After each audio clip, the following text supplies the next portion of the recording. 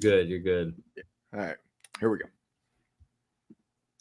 All right, let's go inside Thunderdome with LockedOn Gamecocks. Chris Marler joining us to talk all about this game that Chris has a ton of storylines going on, both Ole Miss-wise, Gamecocks-wise. Everybody's going to be interested about this game, but it all starts and kind of almost stops with Juice Wells because this narrative and this story has gained a life of its own over the last 8 months or so. Now, for people that don't know, they think he faked an injury the whole year, left school to go get other NIL money, and did not play when he was told he could play. But when he got to Ole Miss immediately had to do surgery on Juice Wells. So that isn't exactly what happened, but that narrative has been established, and that is what South Carolina fans believe, and that's the important part at this point. Mm-hmm. Yeah, I think the thing with South Carolina fans in general is it's like any SEC fan base, it's a scarred fan base that they love their own, and they will go to bat for their own. And Juice Wells was one of their own. And then all of a sudden, listen, I am all for players getting paid and players going out and doing what's best for them. Do I think that Juice Wells could have played last year? I do. I think he could have played. I tell you what, even if he couldn't have played, I think he could have helped the situation more than he did. And that's fine. Listen, he's a kid. I understand that he wanted to go play, but when he leaned into the whole thing with, I wanted to go play for a winner, I wanted to go with this, you knew that that was going to ruffle some feathers, especially with South Carolina kind of underperforming last year and going 5-7 when they were projected to do a little bit better and the expectations were higher. The expectations were partially higher because they had a guy like Juice Wells that was on that roster. And I think that a lot of them look at that team and they're like, man, what could have been if we had the best quarterback we've had statistically and physically since, he's the first quarterback drafted from South Carolina since like 88. And then you have Xavier Legette, who's a first-round guy. Like, what could that offensive look like if we had both of them in the lineup? And that's a tough pill to swallow for him. Yeah, and the stadium is going to be an absolute cauldron. I mean, if my comment section has been any indication over the last 8 months, South Carolina fans are going to show up because they want to go into that stadium and let Juice Wells hear their displeasure. And I think Ole Miss is kind of caught in the crossfire for that. Yeah, I think that's like, it didn't matter who he was playing, who he's playing for. I think that's he would have heard, a lot of boos in this game.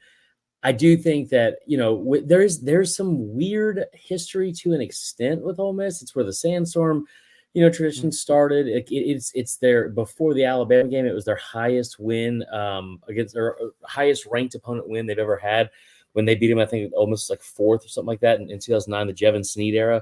So it's just one of those things, like as with any fan base, like they are scarred and jaded and proud more than anything, just like everyone else in this conference, and they are going to let him hear it.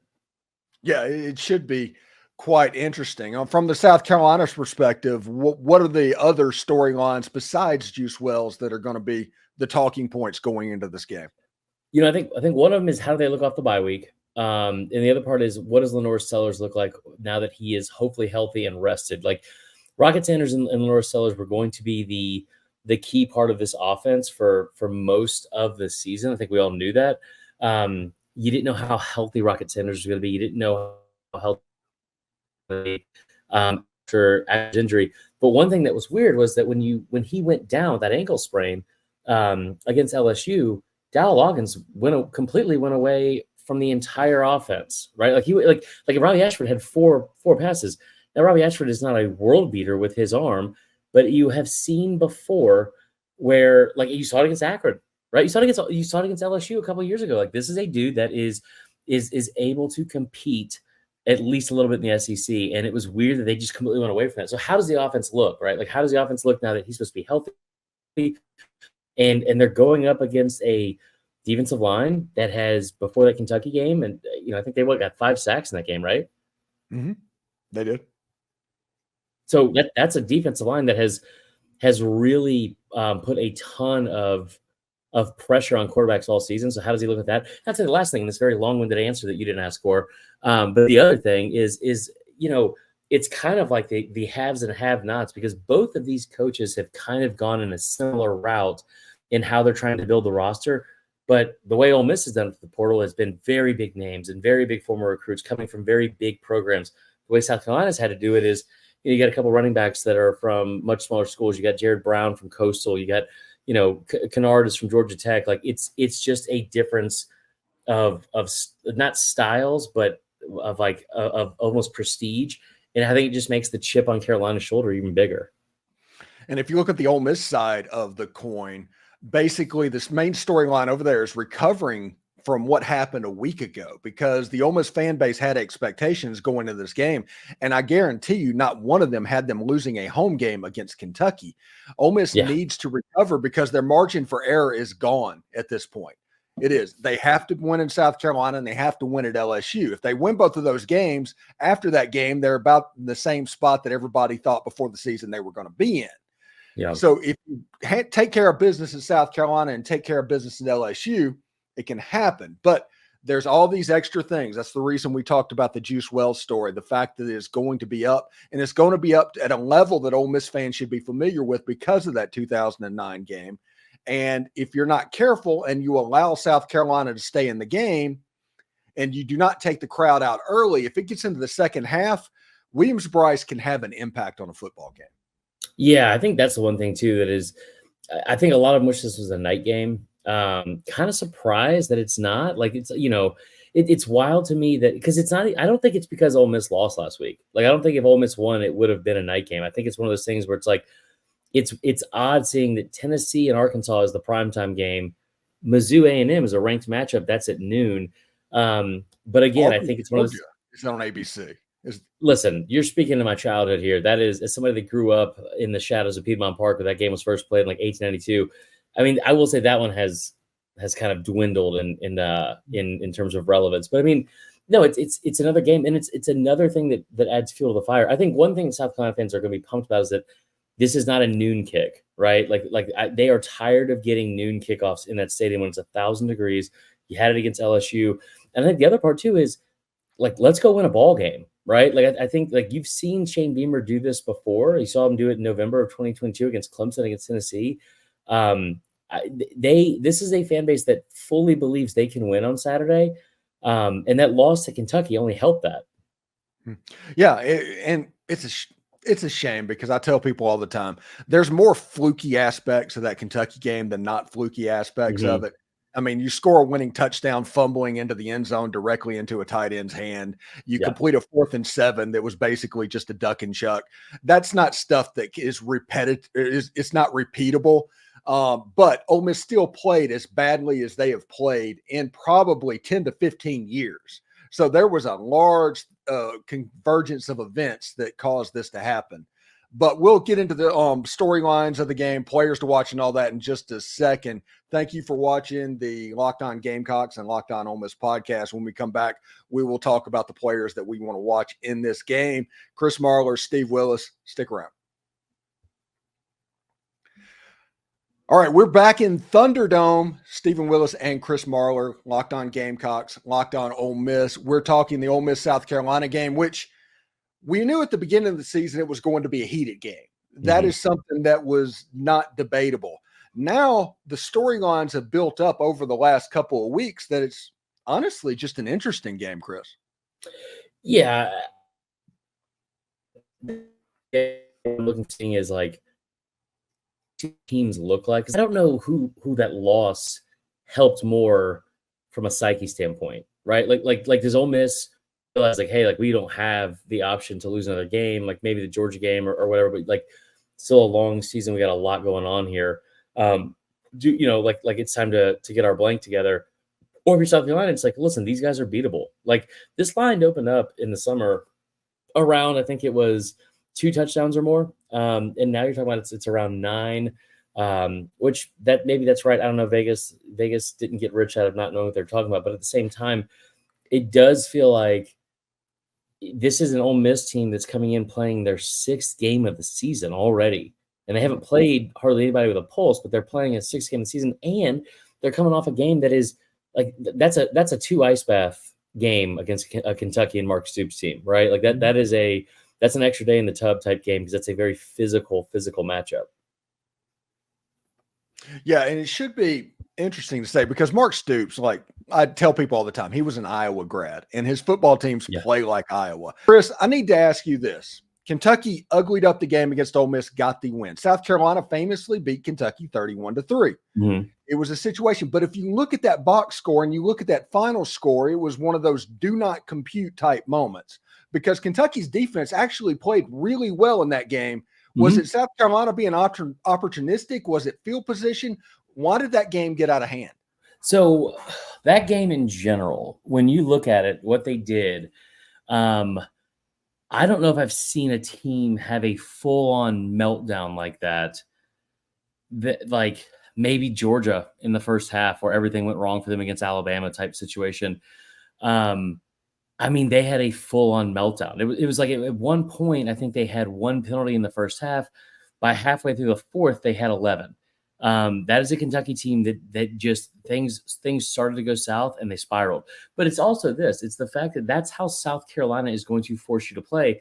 And this defense has been like this under Clayton White for the last several years, where Clayton White, as much of a hot seat as he was on, maybe or much scrutiny as he was under over the last couple of years or last offseason, it's also a guy who has a defense that has led the SEC in turnovers since he's been there, right? Like they came into the season with 64, they forced however many this year. They have done a really good job at forcing the ball or forcing turnovers and getting the ball back. The other part of it was that's also Lenore Seller's second game as a starter. We've seen what Kentucky does to good offenses. We've seen what they did to Georgia. We saw what they did to Ole Miss. They did some things that confused him early, and I think when South Carolina was on script early, they did well.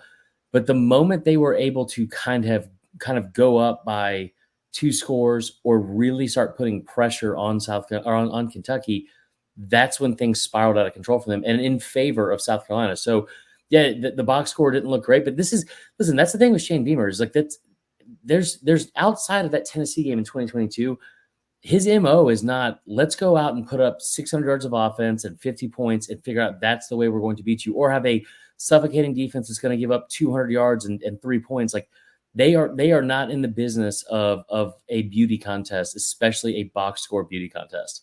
Yeah, it should be pretty interesting. Players to Yeah. watch in this game, by the way.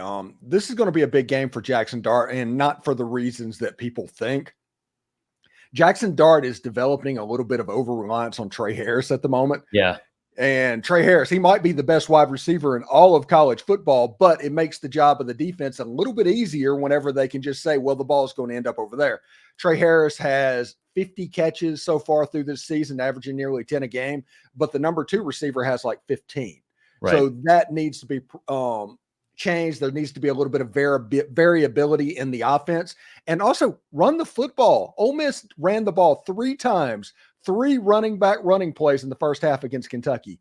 Run the ball, because if you go back to the South Carolina LSU game, the way that LSU was able to get back in that game was they found a running back that was successful, and all of a sudden that threatened that defense, and that opened up the pass defense.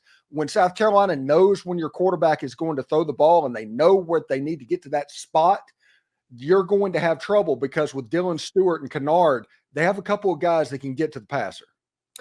Yeah, they've done a really good job at that aspect of the game. Like I know I just brought up the whole thing with the beauty score in the box score, or the beauty contest in the box score, but like, dude, the defensive ends from this team. I mean, you're talking about a team that a year ago had, I think, 21 total sacks on the season, and they're already at half that through 4 games. So, and half that competition has been against SEC teams, including LSU, who's given the fewest amount of sacks in the entire country or entire conference so far. So, I do think that on both sides, defensive ends will play a really, really large part in it, because, like I said, you guys into that game against Kentucky with 5 sacks. You had coming into that game, you had the most pressures out of any team in the country, and it was like over 100, by the way, like already through 4 games, which is incredible, right? So for South Carolina, they need to get pressure on Dart, and then I think that's after that is when you worry about, all right, can he beat you with his legs? You need to get pressure on him first, make sure he's uncomfortable back there. And the other part of it is, like, you kind of hope to force Kiffin into doing something stupid, like he has shown at times that he will overthink situations, and like that was a winnable game for for Ole Miss on Saturday, right? Like multiple times. The fact that they only had 3 running back design runs in the first half is crazy. But it shows again, like what Kentucky was able to do, which is we're going to keep the ball from you. Our best defense is going to be keeping that offense off the field for as long as we can. They held the ball for like 40 minutes. That's not exactly how South Carolina is built, but it is also what they will try to do. I would think in the run game, you'll be heavy RPO with Lenoris and with Rocket Sanders. You want to make sure both those guys are healthy. And the other part of it too is I don't think as great as Josiah Thompson can be as a true freshman, I don't want him having to drop back and pass pro against that kind of elite pass rush and guys they have up front. Yeah, there's a lot of interesting storylines in this game that it could make it go any number of different directions, honestly. I think South Carolina has a slightly less good. Now, if you hear people on my comments, I don't say they had a bad defense, but I think Kentucky's defense is a little bit better. Mm-hmm. I think their offense, though, is a little bit better than Kentucky's, which means you have to all of a sudden you're going to face Lenore Sellers and Rocket Sanders, and their offensive coordinator has a history with Kendall Briles at Arkansas. They put up like 230 yards against Ole Miss in 2022. Rocket Sanders did. That is an interesting thing. I understand Walter Nolan and J.J. Pegues and where they are in that front seven. It's very good.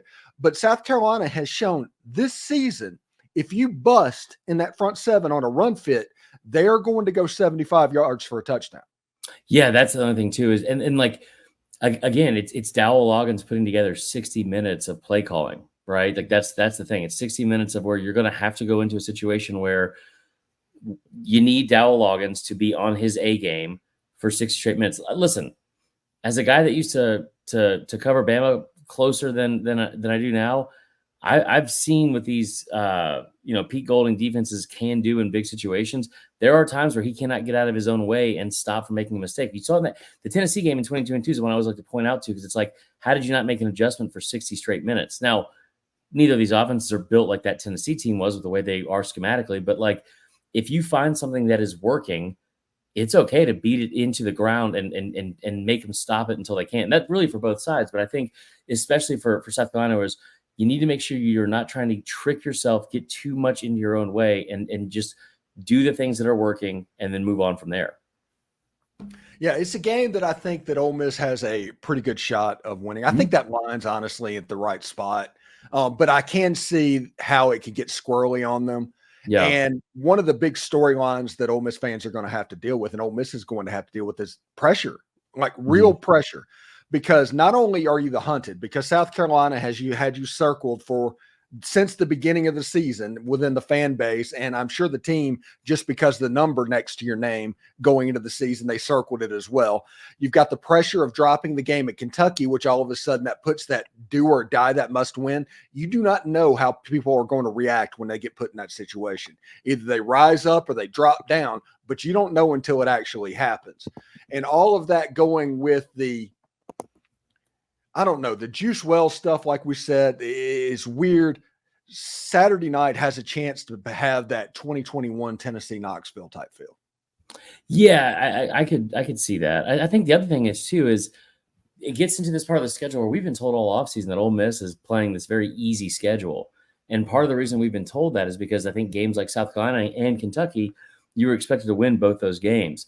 One of the things, and we'll get into it when we talk about the paths to victory, but like one of the things I keep hanging on to is this has not been the same team or same offense on the road. And it just hasn't. Like they have, now granted, last year, some of the numbers they had to go up against, like in home games, Alabama and Georgia. Right. But like at the same time, this South Carolina team is, in my opinion, this defense is a top 5 defense in the conference. And they don't give up a ton of points. Usually, I know what LSU was able to do, but a lot of that was that game could have been very, very different in a number of ways. I do think that if the offense itself is going to have to get to 24 points, which has not been easy against Ole Miss defense this year. So they need to make sure they are able to get to 24 points if they want a chance to win. But yeah, outside of that too, you cannot be giving up. You cannot get yourself into a shootout with Lane Kiffin ever, really, in my opinion, because it will go, like, the longer you allow him to be creative with his play calling and put more and more points up on the board, that's where he thrives. Yeah, and potentially bad news for South Carolina after the Mhm. Kentucky game. They have completely gone into bunker mode in Oxford, which means they're really going down in practice and they're bragging all about what's going on. I think that you're going to see a similar situation. Like, granted, South Carolina is not Alabama. There's not that Right. number next to their name, but Ole Miss looked similar against Alabama last year as they did against Kentucky this year. Against LSU, they had basically LSU ready to quit in the Yeah. fourth quarter offensively. And that is because the offense looked completely different. It absolutely looked completely different. Now, will Lane Kiffin and the Ole Miss offense look completely different against Carolina? Is Carolina's defense that much better than LSU, which that's a realistic thing that people need to talk about as well, because LSU's Right. defense is special. But I think that adds a little storyline into this game that wasn't there 2 weeks ago.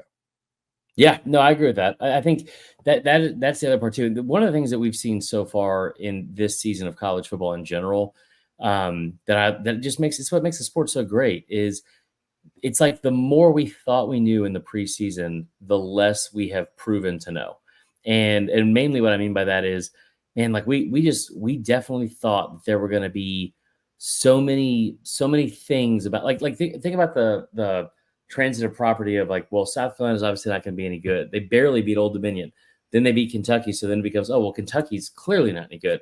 Then Kentucky almost beats Georgia. So then Georgia, they end up They're like, down. I think Yeah. it just becomes this whole thing. So I think it's like it is. We'll find out so much more about every team in October. But I do think that if you're a Gamecock fan, you're looking at this 3-game stretch, which is supposed to be like this almost murderer's row of teams. You have Ole Miss at home, then at Bama, at Oklahoma, and now you're looking at the schedule and you're like, Oklahoma looks beatable.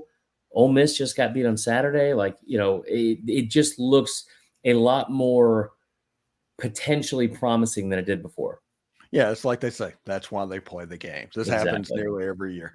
Anyway, when we come back, we're going to go over the path of victory with Chris Marler from LockedOn Gamecocks. I'm Steven Willis from LockedOn Ole Miss. Paths of victory and score predictions coming up next. All right, we are back in Thunderdome, and we're going to go over the path of victory to the game. And I'll start out this time, Chris. I think that there's two paths for Ole Miss to get the win. I think if Ole Miss plays well, they're going to win the football game. I think that they have more talent on the field than South Carolina. I think if Ole Miss plays well and South Carolina plays well, it's going to be a tight football game. And if Ole Miss does not recover after last week and they play down or below their capability, South Carolina can jump up and beat them. But I do think the path for Ole Miss winning this game is high scoring. I think they need to get over 24 points in this game, like you said. And if it gets up into the 30s and if the offense is really going, I just don't see a way that South Carolina is going to be able to pull this game off. Like I said, there's good players on the field, and this is going to be the first time that a running quarterback and a running back shows up against Ole Miss this season. So we do not know how that front seven is going to react. But I do think Ole Miss is going to be able to rebound from a week ago, put up some points on the scoreboard, and honestly probably win the game, covering fairly easily. Okay, so I think that this will be a little bit more of a hard fought game. I think that Ole Miss I could see them covering, but the path to them covering, I think, is a backdoor cover. Listen, I think this South Carolina team is better than people wanted to think at the start of the year and preseason. And that Old Dominion game did them no favors. But I do think that it lulled a lot of people into sleep into like a rope-a-dope type situation of you saw that in Kentucky. And again, here's the thing. That game was closer than the box score showed, but they won by 25 points. They're at home in front of a huge crowd. This is Beamer's fourth year at South Carolina. He's 2-1, coming off a bye week. The only loss was that weird 2-point loss to Florida a year ago where nothing could go right. I think this is a dogfight that they're going to find themselves in over and over and over again. And I really think that the path for Ole Miss winning is the maturity of Lane Kiffin, because I don't know if he is cut out for a dogfight like that, because what he's going to go into now is this is a team with a week off. LSU's coming in with a week off, and he's on the road for both those games. Having to live up to expectations has never been something that Lane Kiffin's been good at. And I think that he is going to be in a tough spot on Saturday in Williams-Brice where, listen, if you're a Gamecock or you're a Gamecock fan, like you're playing with house money. Like you're supposed to lose this game. be there, be loud, let Juice Wells know what he's missing out on. And I will say, as much as the fans disagree with his decision and don't like him, for his own sake and his own social media sake, you better hope they win on Saturday, because those fans are going to be fired up. So I'm sure they're going to let him hear it. I'm sure it's going to be a very loud atmosphere. I think that South Carolina is going to be able to win this game. I think that Ole Miss is more beatable than people realize, and I love the fact that they're coming off a bye and rested. Yeah, it should be interesting. There's a couple of different ways to look at this, and there's many different things that can happen in this game. Honestly, I like to see. I've seen the proof of concept of a rebound game a year ago, that Alabama game that I talked about going into LSU. I think that Ole Miss is going to be able to put 30 points on the board against South Carolina. I think they're going to get into the 30s. I think you're going to see Juice Wells score a touchdown in this game because, yes, Lane Kiffin trolls enough to force that to happen. I think you're going to see the running game really be leaned on, and this could be the game that Ulysses Bentley IV shows up. He's the game breaker. He has not been on film. He is somebody that, for whatever reason, has been sitting at third string. I think that at some point he appears in the backfield, and if Ole Miss gets off to a quick start, let's say it's the opposite of the South Carolina LSU game, to where Ole Miss gets up early on them, I think they're going to coast. I think they do not need to fall behind in this game, because if you let South Carolina dictate the tempo of this game, you're going to be looking at a repeat of what happened a week ago. Yeah, that's fair. And I think the other part of it too is I think that's a more comfortable situation for South Carolina to play in, is having to play close or come from behind, because the one thing I do worry about is if they get up early, are they going to be able to put their foot on someone's throat? Because they could not do it against LSU. So, but these are all good problems to have if you're South Carolina, if you're playing with a lead. And I think that they would take that no matter what. So I will say that I think the path for South Carolina is they have to get to at least to 24 points. This is a really, really good defense. It's a defense that I keep bringing up this stat, like, the turnovers they force is one thing. They also forced 17 turnovers in the red zone just a year ago. So it's not something it can be a bend but don't break defense at times, but they do a really good job of doing things, not even the little things, because that sometimes escapes them with the penalties and other things like that, but they do things like a gnat that just won't go away, that wins games. And that's going to be what they're going to have to do on Saturday too. Yeah. And I think these are the top two sack teams in the entire SEC. So if you get into third and long, avoid third and long. It's important that you stay on schedule. If you get in long yardage positions, they'll make you feel it. It doesn't matter who's on defense. Yeah, that's for sure. So score prediction for the game. What do you got? I'm going to say South Carolina wins 31-30. Ooh, I'm going with Ole Miss winning 31-17. And the defense, the problem with this defense, and one of the main reasons that Kentucky was able to pull off that upset was 4 or 5 drive-saving penalties in the game that Kentucky was able to keep it going. They ended up getting a touchdown on that drive. If Ole Miss cleans that up and cleans up the penalties a little bit on the back end, that defense is really, really solid. Yeah, that's fair. All right, Chris, thank you very much. If you're heading over there, man, safe travels. If you're not, if you're heading back home, wherever that might be careful then, man. Sounds good, brother. I'll talk to you soon. All right, take care, bud.